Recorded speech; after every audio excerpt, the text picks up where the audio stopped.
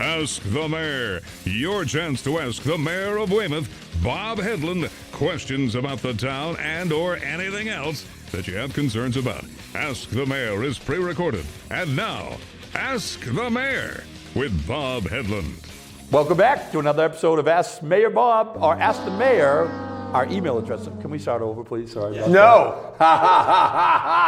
Let's go. Welcome back to another episode of Ask the Mayor. I'm your citizen advocate and inquisitor, Jim Melody. And as always, I'm joined by your mayor and mine, Mayor Robert Hedlund. Bob, how are you today on this Excellent, beautiful Jim. summer? Are we in summer officially yet?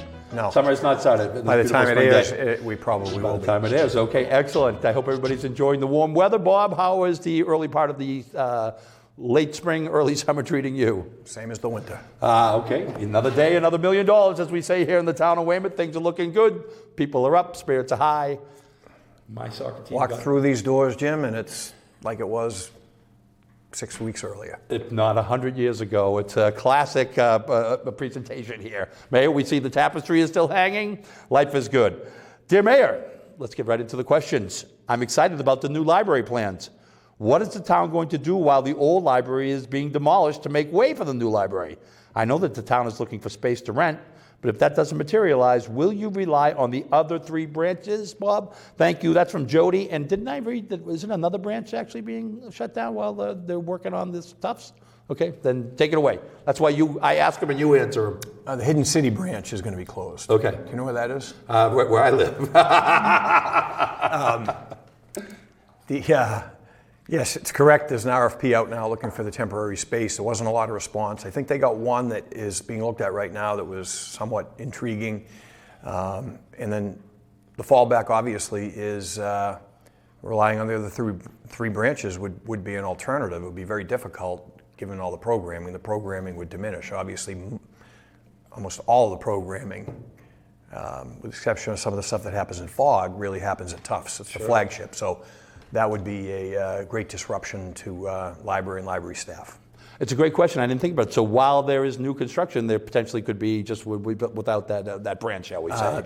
The goal for the library staff and director is to really have a temporary location. But the economy's good. There's not a lot of empty storefronts out there, not a lot of options. What is the anticipated build-out time on that library? It'll probably be a couple of years, right? Yeah. I would imagine. All right, so Almost. As we say it, Ask the Mayor, stay tuned. By the way, I want to give a shout out to the library construction committee that's done awesome work. We're happy with the architects, and we are on schedule with that for a December groundbreaking. It's happening. It's definitely this September, huh? Yep. Phenomenal. December. Did December. I say September? No, you said December. I said December. Sorry, pardon me. Wasn't sure if it was my speech or your hearing. That's the checks and balances system we have here at Ask the Mayor Bob, named Mary Heinrichs. We want to remind everybody to keep the questions coming in to askmayorbob@gmail.com. Please, we appreciate all the questions. Send them to askmayorbob@gmail.com. Bob, this is a little bit on a lighthearted note. Our good friend and probably our most frequent inquisitor, Jason Thayer, writes in, Dear Mayor, he's concerned about some trespassing. I was recently in an establishment enjoying my dinner and was rudely interrupted by a gentleman playing unwanted music with his harmonica. Does this gentleman need to be on an entertainment license? This gentleman claims he was practicing for a competition. He was escorted out by management. Currently doing 3 to 5 in the Weymouth Clay. No, I'm not sure he's our most prolific letter writer. I would say Ed Hartnett matches him in terms of the volume, but Ed Hartnett's questions are much more cerebral. Yes, I would say Jason is definitely tripping the light fantastic. But he was trespassed upon. What would you recommend for that I wouldn't situation? be able to answer the question about the licensing unless we knew more of the particulars, so that would be a question for the licensing board. But if you have a bar or restaurant and you want to have live entertainment, you do need a license, correct? I'm not sure if a guy walking in off the street playing a harmonica qualifies as live entertainment, but yes, generally. I bring it up because I was at Hajar's with 2 spoons one night. And that's a joke. Next question. Here we go. And the question is title question. Hi. We in the independent sovereign Republic of North Weymouth are hoping the mayor could give us an update on the proposed beach connector between Wussagusset and Lane Beaches. This is thank you coming from Jeff Potter, the NWCA, which I presume is the North Weymouth Civic Association. What's going on, Bob? The beach connector between Wussagusset and Lane Beaches. So it was was a presentation before conservation, a week or so ago. But quick time out, what does that mean, a beach connector? I'm a little lost in the sauce. What does that mean? I suggest you and anyone else that's interested go to the WETC archives. There's been a number of presentations and public hearings on it. The initial presentation was pretty good. That's probably the most thorough. You can see that. Excellent. But it's a 30-year-old plan, Jim. It was part of it was identified as the most important project in the town's waterfront master plan, developed 30-something years ago. When I came in, we had never, prior to my arrival, we had never sought a Seaport Economic Development Council grant. I asked the Waterfront Committee to identify something that they felt was important. This is what they identified. We sought the grant application for design work, and we were successful in doing that. And we are working with a consultant that's done the design work, and that's what's gone before residents and town boards and been vetted thus far. But a connector. It would link a walkway. It would link the two beaches. Yeah. Okay. It would actually. It's not just a beach connection, but it's work that would address some of the erosion issues, stabilize the embankment, the coastal embankment that you have there. It would clean up the shelf area and create some access where you could basically connect and reach one beach to the other and walk, which currently at high tide you can't really do. Well, there'll be a big group down there in a couple of unless weeks. You're a billy goat or. Well, those who are attending the fireworks display can maybe take a little stroll down there and see what everybody's talking about, the big hubbub. Or they can go to WETC and look at the archives. It would be much easier. Yeah. Or, in this day and age, you can do both. So Jeff's been at those meetings. So Jeff is probably pretty well up to speed. And I would have nothing to add that he probably doesn't already know because he's been very involved in the process, and we appreciate that. Excellent, excellent.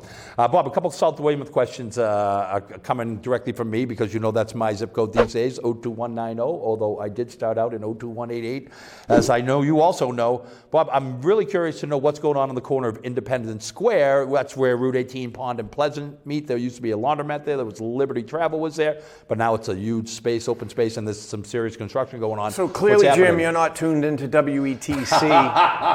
Now that they cover, and I'm very proud of the fact, we are concerned about transparency here in my administration. Of course. And with WETC's cooperation greatly, they have been covering a number of boards and committee meetings that in the past were not covered, like the Board of Zoning Appeals, which is probably one of the more important boards. Sure. And if you had been a religious viewer of BZA meetings, you would know that there is an urgent care facility going in there. So it's a redevelopment of that site of what had been an old rundown, polluting in some cases at times, gas station that sometimes has been closed and sometimes has been open. It's gone through a series of That's why the gas was so cheap there, perhaps. And the laundromat and the travel agency are all going away, and the new urgent care facility, it's a company out of New Hampshire, a well-run company out of New Hampshire that's chosen that as their first site in Massachusetts. So that's not a Healthcare Express spot, which is right on Route 18 a little further down. No, 53, I forgot the name of the company off the top of my head, but no. It's similar. Personal anecdote, I went to Healthcare Express on more than one occasion. It's a phenomenal experience. I know South Shore Hospital obviously has our ace in the hole, but have you had the need to go to one of those Healthcare Express facilities or urgent care facilities? Never been in one. Boy, you're in and out. They do a great job. Bob, also in South Weymouth, there have been rumors is part of what we handle here at Ask the Mayor, that the Pawtucket Red Sox might be coming to the 02190 zip code. And I know you'd be a big fan of that, you baseball guy. What are your thoughts on the Pawtucket Red Sox joining the family? If we had a little more traction on this, it'd be a good development update segment because there's a lot going on that. It has not been publicized. Now, it has been out there that there were some discussions, and I can't remember what vehicle it was, but it's been out there. So Union Point? Am I guessing it's a Union Point? Yes, it's more than a rumor. It's been discussed publicly, but it has a little more legs now that to try to condense this from all of my sources, and I was had a series of meetings last week on this and have had discussions with the Pawtucket Red Sox personally. As a player or to be? No, as the mayor, talking about. So it appears as of this taping that Rhode Island is off the table for these guys. You're kidding me. Wow. It has basically fallen apart. It's been described to me by the right people that we're in the top of the ninth inning for a decision. And Worcester has put incredible amount of effort in. The Baker administration has lobbied the Paw Sox on behalf of Worcester. They've got a package on the table that includes a lot of public financing elements to this.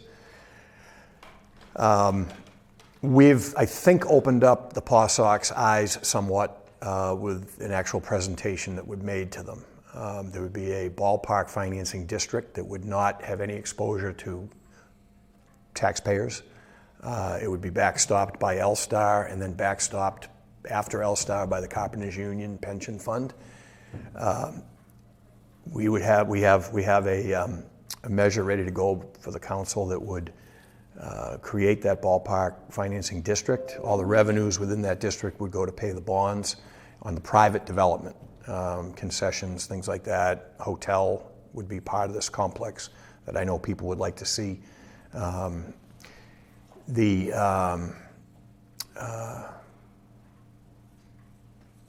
a lot of elements to it, but I think it's a good deal for the town. There's no exposure to the town. And I think it would be a good opportunity, and it would probably drive a lot of other development down there. It'd be a great thing for kids in Weymouth for seasonal jobs, things like that.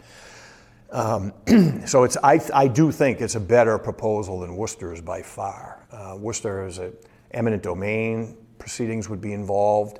Lengthy permitting issues would be involved. Here it's expedited permitting, and the developer already has control of the entire site.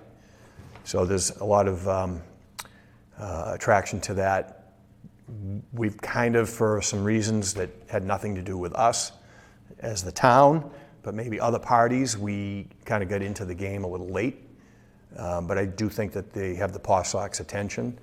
And I would say there's not a lot of alternatives to Pawtucket right now that they are considering. I would say that it's likely Worcester with an outside chance Weymouth, and those are probably the only two really on the table. When, if I may, and don't comment on this if you can't, when you referenced the fact that the state kind of had already started the ball rolling, shall we say, regarding the Worcester opportunity, and now you guys coming in, it sounds like a little after that. Does the state reach out to you and say, hey guys, back off, or do they say, or is it kind of an open market? I mean, do you when guys when this started, L-Star did this kind of quietly. They weren't looking to just do publicity out there, while Worcester did. Worcester really went public with it. While L-Star was trying to work behind the scenes, and we were kind of secondary to that, but it reached a point where the town really had to kind of then take the lead in putting this forward for a whole bunch of reasons I won't get into, but we've done that. We have their attention, and I had a discussion last week with them, and I do think it's a much better deal for everyone involved. There's much better political upside with no public money involved. Makes more sense. The Weymouth proposal makes more sense, but there could be other factors. Geography could come into play. Politics could come into play. Lieutenant Governor, who comes from that area, is really pushing Worcester long before we got into that game. So I wouldn't be surprised if by the time this actually airs, if a decision were to be made. So it might be stale information by the time this goes up, because, like I said, they're in the top of the ninth inning. And it's only been in the last, literally in the last week and a half that Pawtucket looks like it, Rhode Island entirely looks like it's kind of off the table because of the financing package they needed and demanded isn't going through the Pawtucket legislature. I mean the Rhode Island legislature. You know, when I first heard about this opportunity, the first thing that came to my mind as a guy who lives in the neck of the woods is traffic. If L-Star wants to create a situation like that on their property, do they have to come knocking on your door and say, hey, if we do something like this, obviously there's going to be significant traffic repercussions. You know, well, we need to support. You're talking an 8,500 seat stadium. Oh, so it's only 8,500 seats? 8,500 seats. There's some standing room. They have 10,000 now in Pawtucket, but this would be 8,500 seat stadium. So not crazy. No, it's not like Fenway Park, obviously. I thought it would be twice that size. No, it's not like the Mills Mall that was proposed for that site, where they were talking 60,000 cars a day going in and out of South Weymouth, which was, insane. Yeah. And you'd have to look at the schedule and consider. I don't know what the AAA is an international league. I don't know what their schedule is, how many games, but It's I 3, think 4 it's less. months maybe, something it's like less that, than Major League schedule, I think. Yeah, you of know? course, yeah. All right. So, but if they wanted to build something like that on their property, do they have to come knock on your door and let you know what they're doing, or could they actually just drop that in there and say this is just what's happening? It would require a measure. The big part of this, obviously, we work hand in hand, but there's an expedited permitting process up there. The big role of the town would be through the ballpark financing district would require us submitting it and the council approving it. But again, that's just the creating of that little economic zone. There's no tax money that would go to that or to backstop the bonds that would pay for the stadium. Entirely 100% privately financed. But you definitely get a say relative to, they have to ask We would have to your create the permission. district, Right. but there's no money involved. Okay. Interesting. Well, listen. And again, this may be, it could be null and void, huh? by the time this airs, they may have a decision. We'll know. Geez, I follow it relatively closely. I'm shocked that they leave Rhode Island. I mean, it's obviously an institution down They there. didn't want to leave Rhode Yeah, Island, yeah. which why, this is a good question, Jim. The ownership group, with the exception of Larry Lucchino, are all longtime owners and all Rhode Island residents, I believe. Oh, boy. And none of them made money off of this venture, really. I mean, it was they're more driven by civic tradition and involvement. So they didn't want to leave Rhode Island. But they're gone almost, huh? I would say so. Let's hope it goes that way. Again, things could change. The legislature down there could, I think they're out of session at the end of the month. So they're pretty dead then, but something could happen at the last minute. Yeah, sure. It's been known to happen. Well, listen, this is kind of our development show here at Ask the Mayor, and as always, we want to ask people to keep the questions coming in at askmayorbob@gmail.com. Bob, more questions regarding development in town.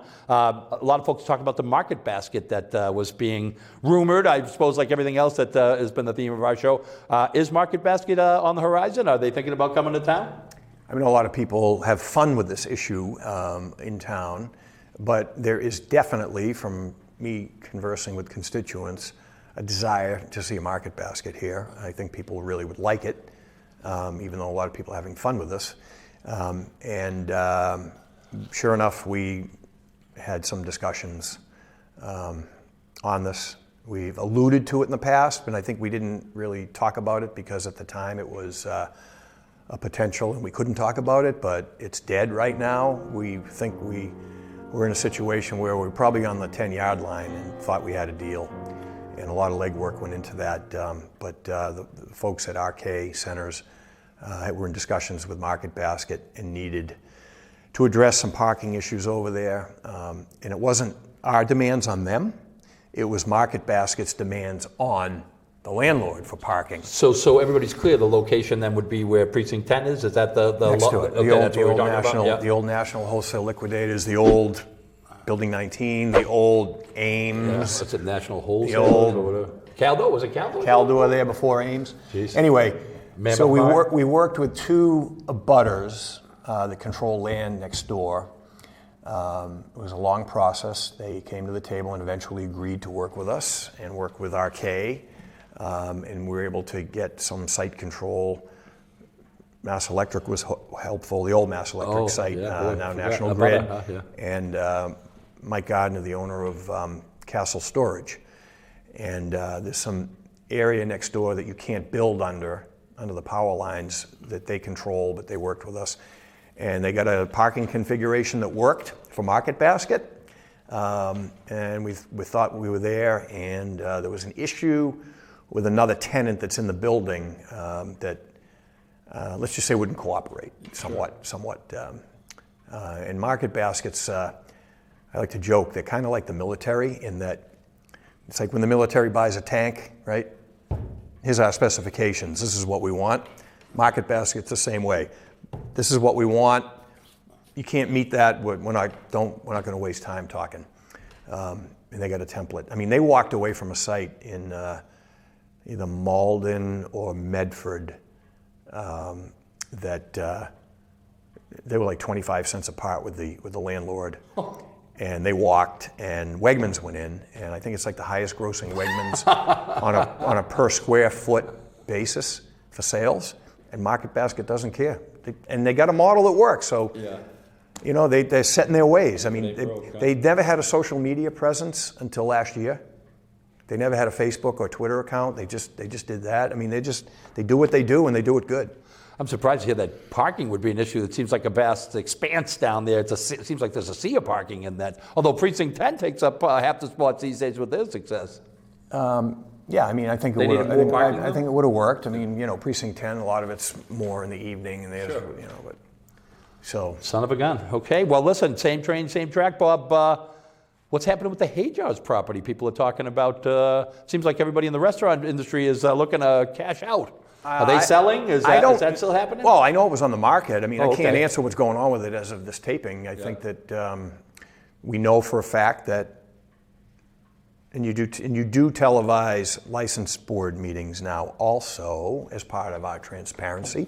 So if you viewed the licensing board, you would have seen that I got to go mow my lawn every now and again. it's public.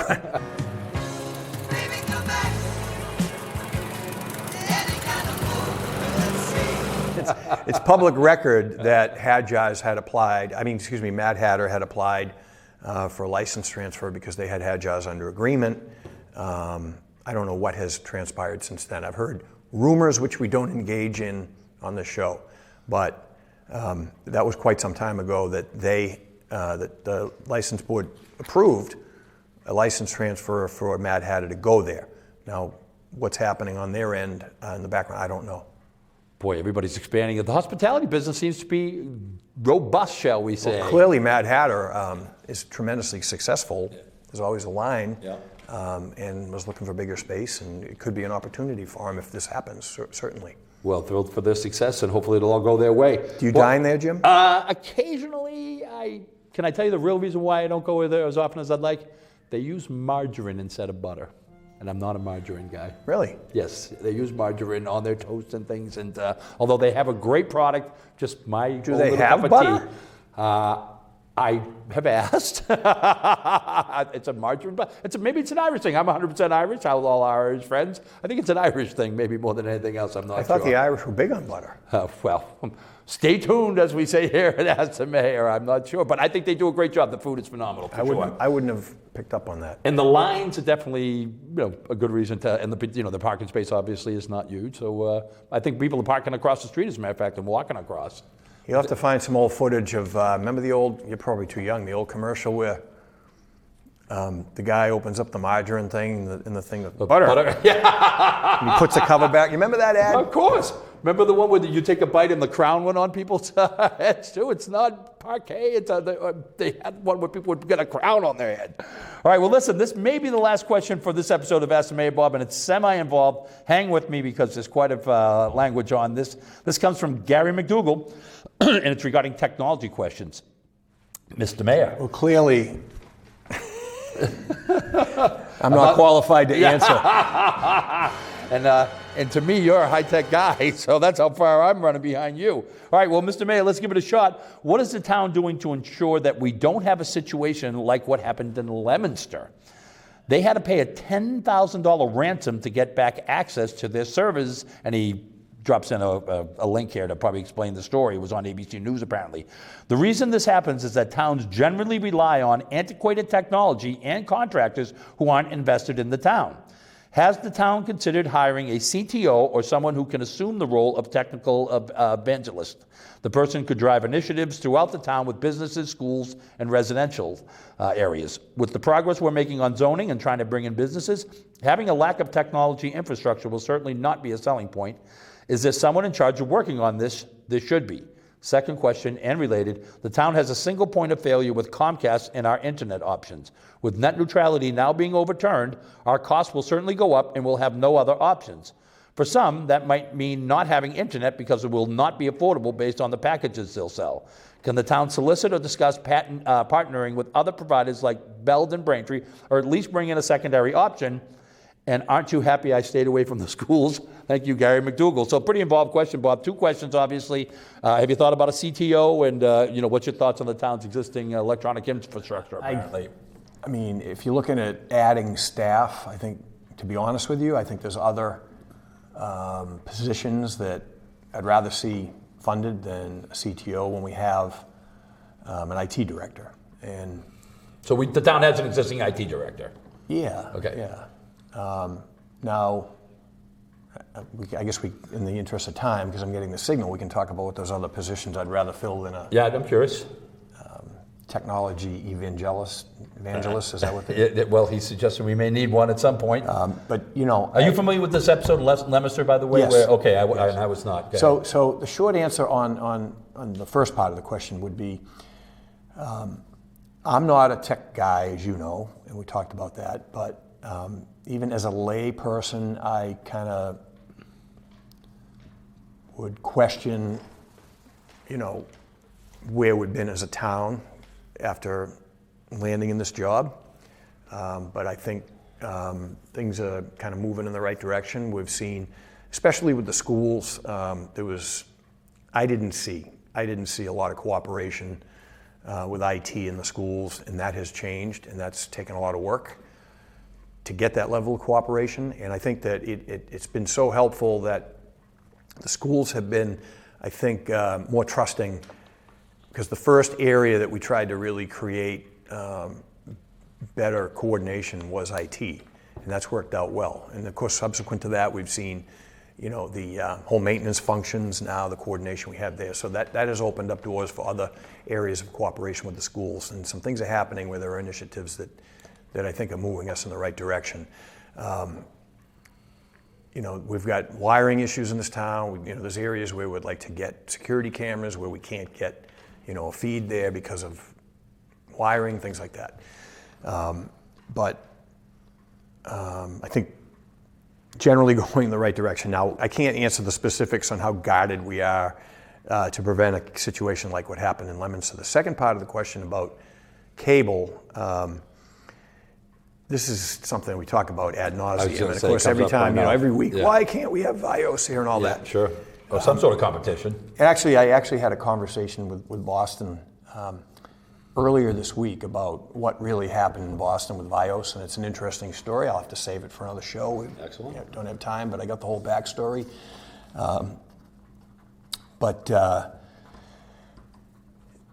The Beld thing is very difficult and probably doesn't work. That's a short answer. I won't give you all the technical reasons why, because I don't remember most of them, but it is something we looked at. There's some venture capital out there, believe it or not, right now, and an old high school connection I have that approached us that wants to do. I would suggest Gary look up a place in Iowa that has used a new way of funding for alternatives to existing cable provider that just happened. And there's a guy that wants to do it here, but Weymouth isn't big enough, and they were trying to get Quincy on board. I think we needed, if Quincy and Weymouth were to partner us, I talked about this before, there was enough of a scale where and there's some technology out of England that's happening, and he's got these venture capital guys, and they would come in and compete with Comcast. I don't know how long this thing would take. I mean, I probably won't be around if it was ever implemented. But, they've got access to polls and issues like that to deal with. And we've had a couple meetings with them, and I kind of put them off on the IT director for the follow-up, and due for a kind of an update if there's anything real to that or not. But it's a frustrating thing only because of the volume of inquiries. And it's like, I don't know if people... I mean, it's like whack-a-mole. You put the information out there, and then a week later, someone asks the same question after it's on shows like this, on social media. It's like it's probably the most repetitive question we get is, why are we stuck with Comcast and why don't we have Verizon? Well, quick hand in the air. I'm frustrated with my service on a regular basis. They're a monopoly, and they provide a level of service that should be challenged. I want to know why. So I just moved, and I want to know why. And I do have a lot of ledge around. I don't think that's it because it's coming in a cable, right? Why? I used to have one TV. Now I have two, and I bought smart TVs. And why in one room I get it, in the other room I go on, and it takes me, I got to click it on and off sometimes 20 times to get the sound. Maybe the Comcast people that are filming this in this room can tell me, why does that happen? We don't work for Comcast. Right. You're funded by them, you don't work for them, you're right. Okay. Well, I guess to answer all these questions and some great follow-ups. Maybe I'll have to consult with the man who asked the question, why I don't get volume on my TV at home. And I saw someone complain about that on social media a week or so ago that had the same problem. Is that a Comcast issue, or is it did I buy an inferior TV? Well, if it's not one thing, it's another, it seems, and it's just Mr. McDougall, if you're watching, send me some answers to my question on that one. And we encourage everybody to not call the Comcast 800 service number if you want to drive yourself crazy. We've talked about that in the past as well. So listen. Can I say something good about Comcast? Please feel free. When I moved, the guy that came over to switch everything over was actually really good. Oh no, the technicians. And they were there when they said they were going to be there, and that process went pretty good. Excellent, and they have great staff for sure, good folks. Hey, I guess we're wrapping up this episode of Ask the Mayor. Once again, I'm Jim Melody, your citizen advocate and inquisitor, saying good night for Robert Hedlund, our esteemed mayor, and we want to remind everybody to stay tuned for F Troop. Major Mud. That was WNAC. With an I and a B and a B and a Y means I'll be blasting you. If you have a question, please email the mayor at askmayorbob@gmail.com. That's askmayorbob@gmail.com. Maybe your question will be answered on the next episode of Ask the Mayor.